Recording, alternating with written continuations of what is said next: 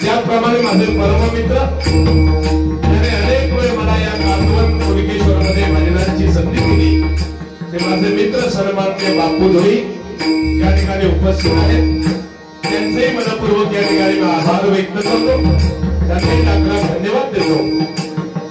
त्याचप्रमाणे माझे तरुण मित्र सन्माननीय सुहास पाठक यांचेही मी मनपूर्वक या ठिकाणी आभार व्यक्त करतो. त्याचप्रमाणे आमचे मार्गदर्शक या ठिकाणी दाजी फाटक उपस्थित आहेत. गेली 40-42 वर्ष माझ्या भजनावर प्रेम करणारे, माझ्यावर प्रेम करणारे दाजी फाटक यांचेही मनपूर्वक या ठिकाणी आभार व्यक्त करतो. त्याचप्रमाणे या ठिकाणी समस्त फाटक परिवार मिळवाव या सर्वांचे मी लाख धन्यवाद व्यक्त करतो. YouTube चॅनलचे आमचे मार्गदर्शक सन्माननीय रासव काका आपल्याला लाख धन्यवाद या ठिकाणी व्यक्त करून उपस्थित भजन रसिकांमध्ये कोणी कलाकार असतील, भजनी कोण असतील, मृदुंगमणी असतील, इतर तऱ्हेचे कलाकार असतील, त्या सर्वांना मी माझ्या मंडळाच्या वतीने मनपूर्वक शुभेच्छा व्यक्त करतो. त्यांचे लाख आभार या ठिकाणी व्यक्त करतो. आणि खरोखरच या मंदिरामध्ये कार्यक्रम करत असताना ज्यांच्या शुभ असते त्या मातेच्या पवित्र मंदिराचा उद्घाटन सोहळा झाला होता. एक सर्वांचे हिंदू हृदय सम्राट श्री आनंदरावजी दिघे साहेब यांच्या पवित्र आत्म्याला परमेश्वराने श्री शक्ती द्यावी अशी सदिच्छा व्यक्त करतो या ठिकाणी. आणि उपस्थित सर्व भजन रसिक मायबाप तुम्हाला सर्वांचे आभार व्यक्त करून संपूर्ण विश्वाचं दैवत श्री गणेशाला वंदन करून विद्येची देवता शारदा देवीच्या चरणी नतमस्तक होऊन माझ्या गावची ग्रामदेवता श्री महालक्ष्मी, श्री भानकादेवी, श्री विद्यादेवी, स्वयंभूनी दत्तात्रयांच्या चरणाशी नतमस्तक होऊन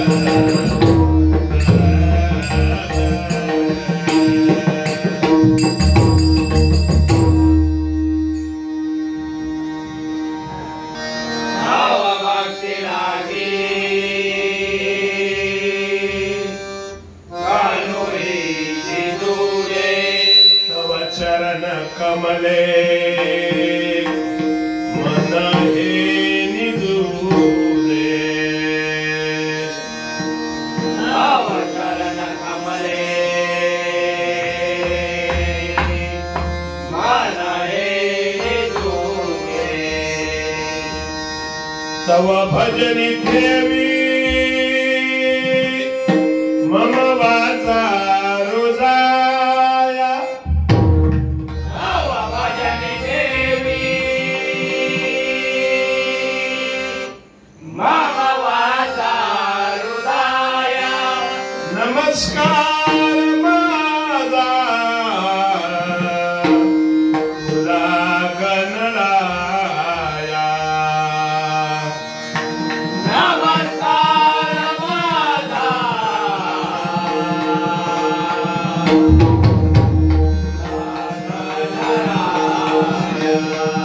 सर्व मंगल मांगल्ये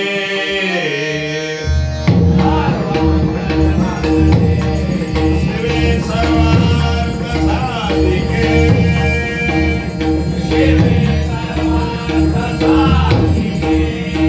शरण्ये त्र्यंबके गौरी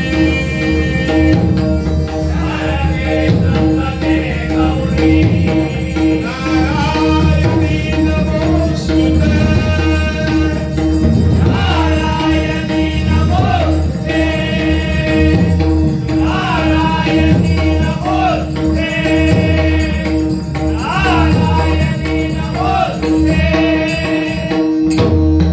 हरी मला पुंडलिक वरदा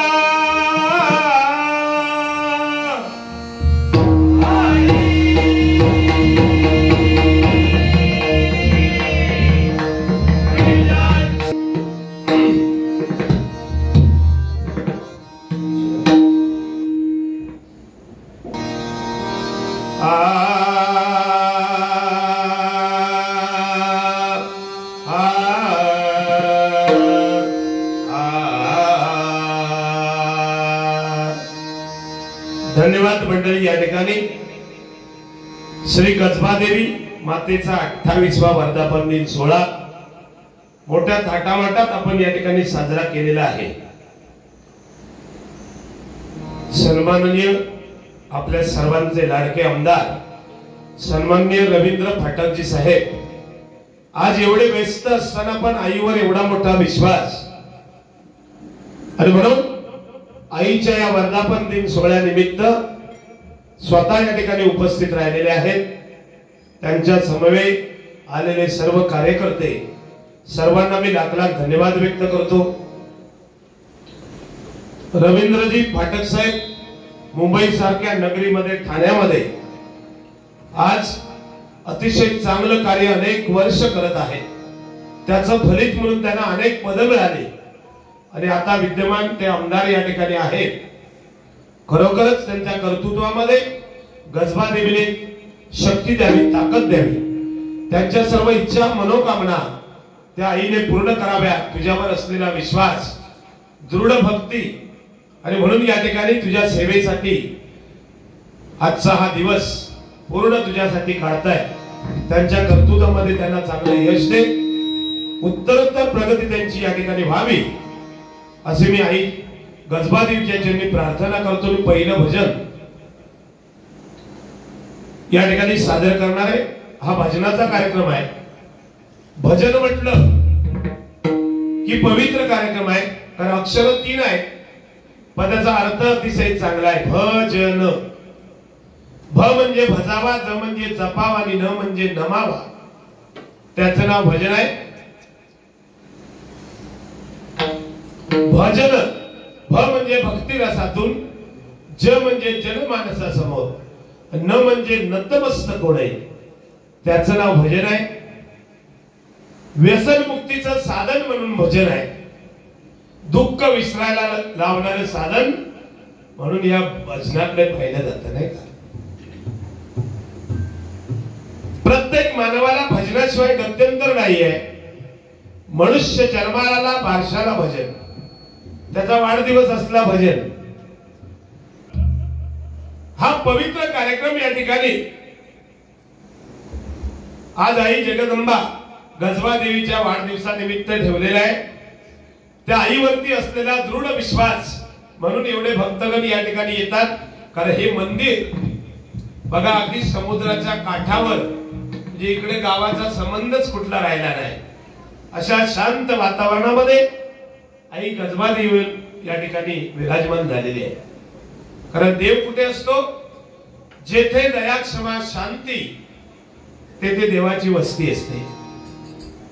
तर म्हणून या पवित्र मंदिराच्या वर्धापन दिन सोहळ्यानिमित्त भजनाचा कार्यक्रम आहे. कारण मंडळी सांगतो, भगवंताच्या नामामध्ये किती ताकद आहे. रामकृष्ण हरी, रामाचा आचार, कृष्णाचा विचार आणि हरीचा उच्चार ज्याच्या मुखामध्ये आहे त्याला कशाचीही कमतरता नाही. लक्षात घ्या. कारण सहस्त्र जीवांचा शेष त्याच्या तोंडामधून ती गळणारी लाळ, ती लाळ घोटायला पण तो शेष थांबत नाही. का? की भगवंताचं नामस्मरण आपल्या मुखामध्ये चालू आहे. ती लाळ घोटता घोटता त्या देवाचं नाव थांबेल ह्याची भीती एका सरपटणाऱ्या प्राण्यालाही वाटते. म्हणजे नामामध्ये किती ताकद आहे बघा. आणि म्हणून असा दृढ विश्वास प्रत्येक मानवाचा त्या भगवंतावर असला पाहिजे. मी मनापासून रवींद्रजी फाटक यांना धन्यवाद व्यक्त करतो. फाटक संपूर्ण परिवाराला धन्यवाद देतो. आणि पहिलं पुष्प आई गजबा देवीच्या चरणी अर्पण करतोय. धन्यवाद.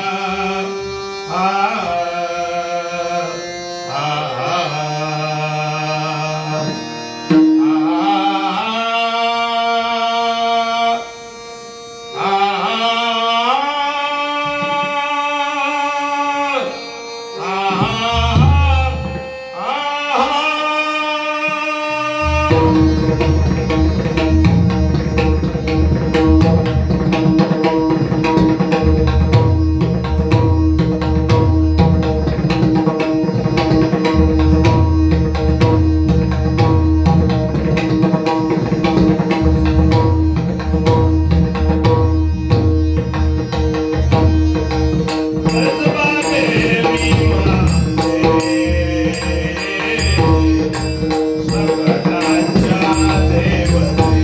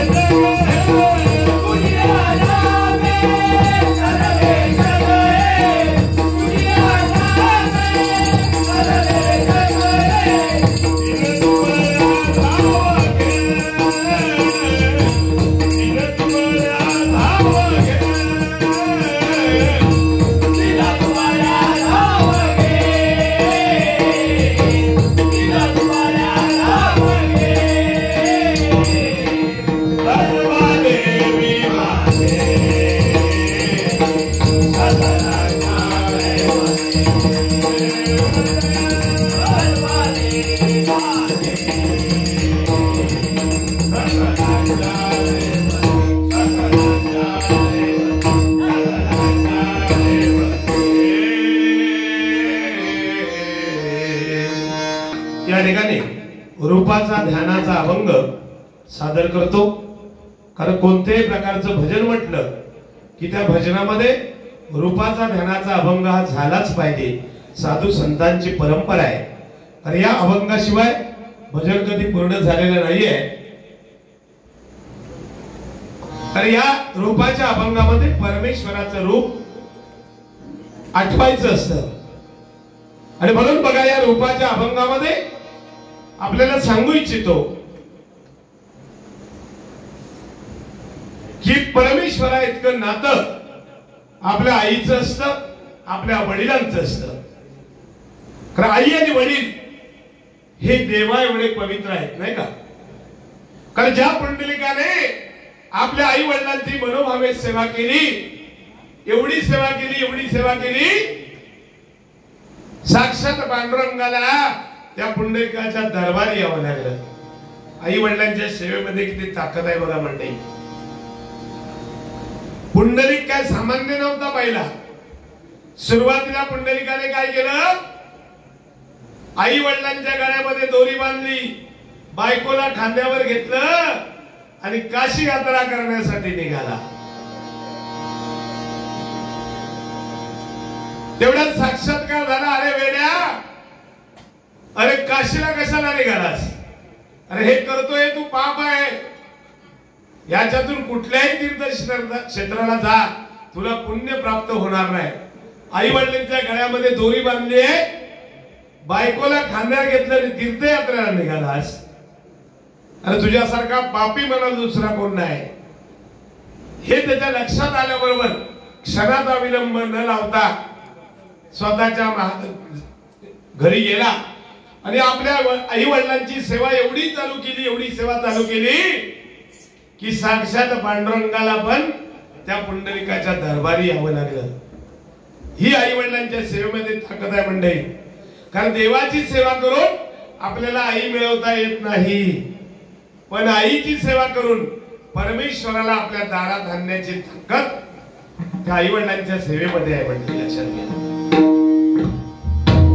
आई अक्षर दोन आहेत, पण त्याचा अर्थ अतिशय चांगला आहे। शिरसाट बुवा बरोबर ना?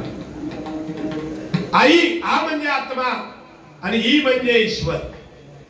आईचं नातं परमेश्वरा एवढं आहे. आ म्हणजे आत्मा आणि ई म्हणजे ईश्वर. जन्म देते ती माता आणि जिच्यामध्ये हस्त होतो ती माती. माता आणि माती फक्त एका वेलांटीचा फरक आहे आणि ती वेलांटी म्हणजे आपलं जीवन आहे. बरोबर ना? ते आपलं जीवन आहे. आणि म्हणून आईला आणि वडिलांना जीवनामध्ये कोणी विसरता कामा नये. रोज आई वडिलांच्या चरणाला नमस्कार करा. माझ्या तरुण मित्रांना मुलींना सांगतो, शाळेत जायच्या आधी पहिला आई वडिलांना नमस्कार करा आणि शाळेत निघा. कुठल्याही कामाला जायचं असेल आई वडिलांच्या चरणावर डोकं ठेवा आणि जा. तुमचं काम झालं म्हणून समजा. कारण जगातली सगळी तीर्थ, जगातली सर्व तीर्थ त्या आई वडिलांच्या चरणावर आहेत. लक्षात घ्या. म्हणते म्हणून आई वडिलांसाठी प्रत्येक माणसाने जे काय करता येईल ते केलं पाहिजे.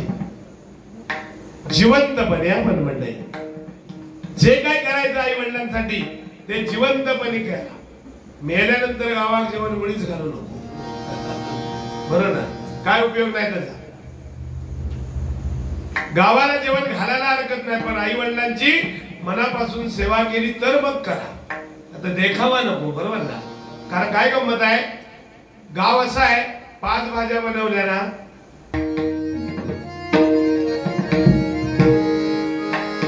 आई माझी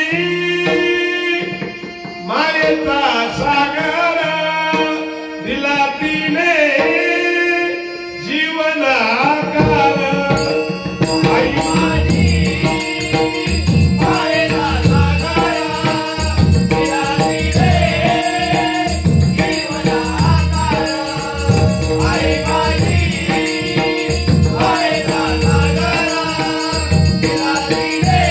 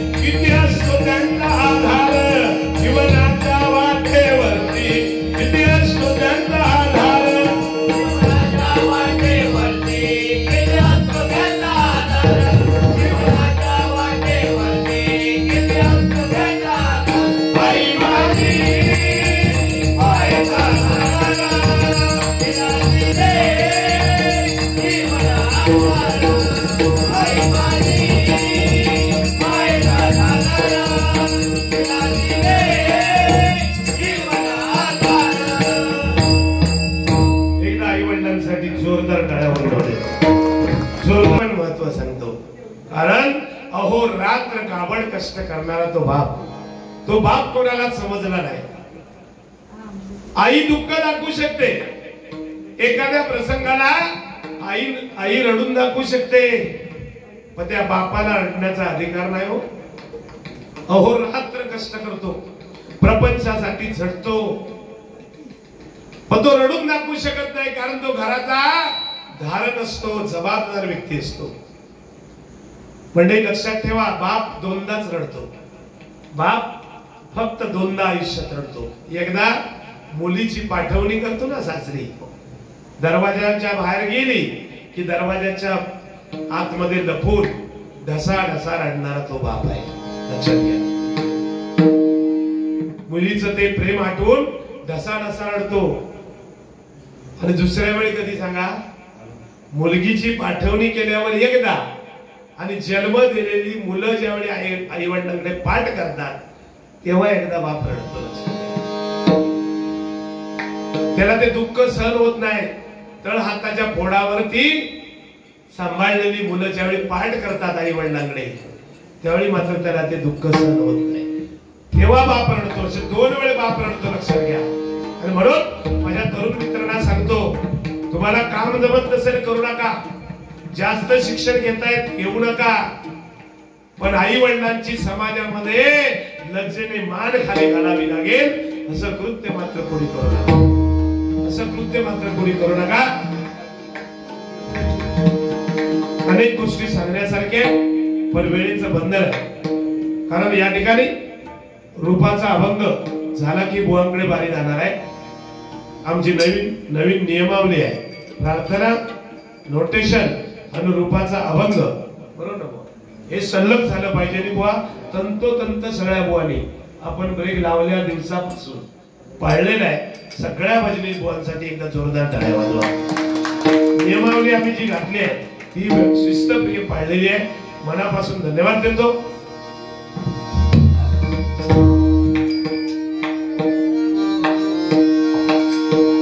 विठेवरी विठ्ठला उभा डोळे भरून पाहिला. विठ्ठला विठेवरी विठ्ठला उभा डोळे भरून पाहिला. विठ्ठला विठेवरी विठ्ठला उभा डोळे भरून पाहिला.